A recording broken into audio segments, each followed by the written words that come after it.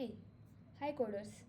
So today we'll see the common confusion in DSA. Yeah, today we'll not gonna see a problem, but today we'll see how the space complexity and time complexity of that problem get calculated, or which space and which time complexity we tell about that problem.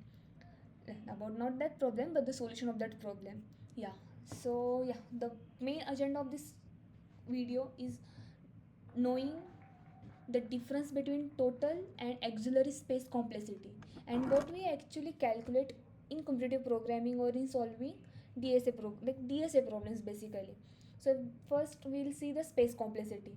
In space complexity, if someone asks you what is the total space complexity, then we have to include input space complexity plus the auxiliary space complexity, then the output space complexity.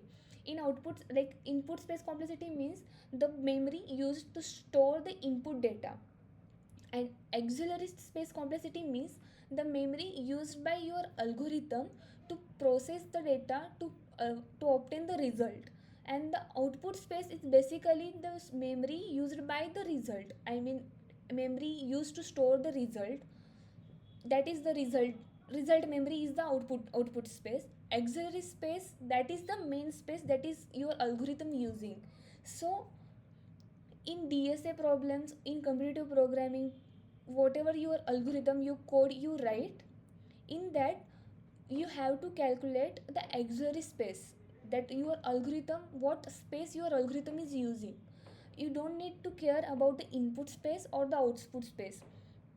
Yeah, that's what I want to say, cause many times we think about ki okay, input time big of, yeah, it's taking n space, then our algorithm taking this space and output is this space, but we just need to tell the middle one, that is the auxiliary space. And also there is one example that is, yeah, that is very common, that we think ki, which getting used in many algorithms too, cause yeah, I'll tell you one. Take one loop, for loop, and create one vector at each iteration. That example, for int I is equals to 0, I is less than n, I plus plus, and in that loop vector v, and then further process. And yeah, if a vector v inside a for loop, at each iteration we are creating that loop. So does it mean ki total space complexity is big of n square? No. Why?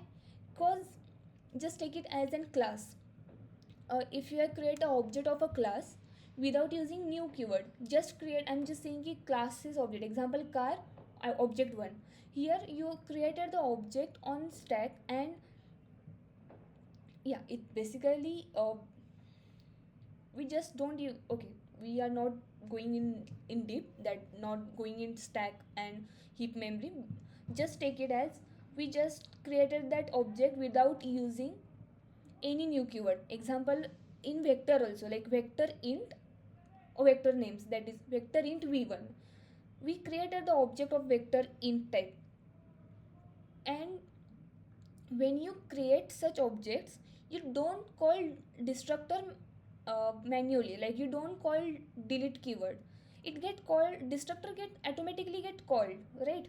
So like that, when I think video stop, no, okay, when what happens ki, when you create vector v and you process it, and then again in next iteration you call vector v, in first iteration that you call vector v, it get automatically deleted by the automatically called destructor get called, that vector v get deleted, and that space get used again for vector v.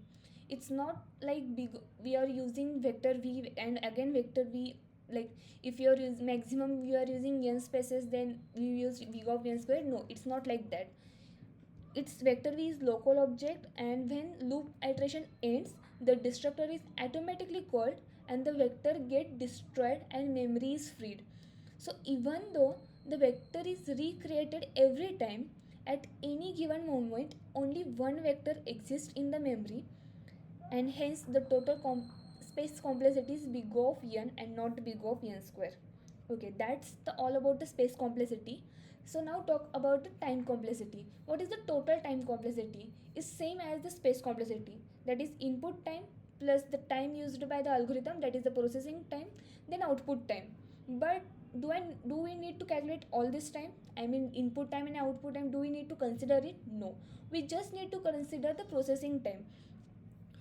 When we solve DSA problem in computer programming, we just care about the processing time.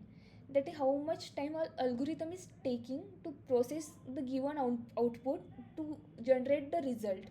We don't include input time or output time cause it depend on system input output speed.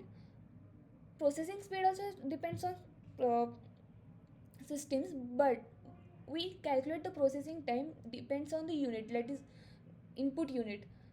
Yeah, and we don't calculate here input time and output time, we just calculate the processing time, that is the time that is our algorithm is taking.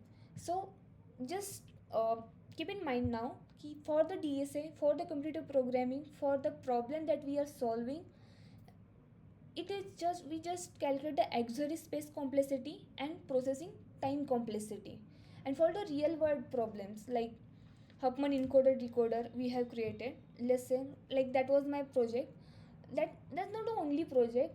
Let's take a real world examples in industry or any project where we need to think about the what the input will take, what the output time will take. At that time the total time complexity there matters. Like at that time the total input time also matter, total output time also matter. But for the DSA and computer programming, don't think about it, just think about what our code taking time, that's what matters for the time complexity. And for the space also, what our algorithm using the extra space, that's what matter.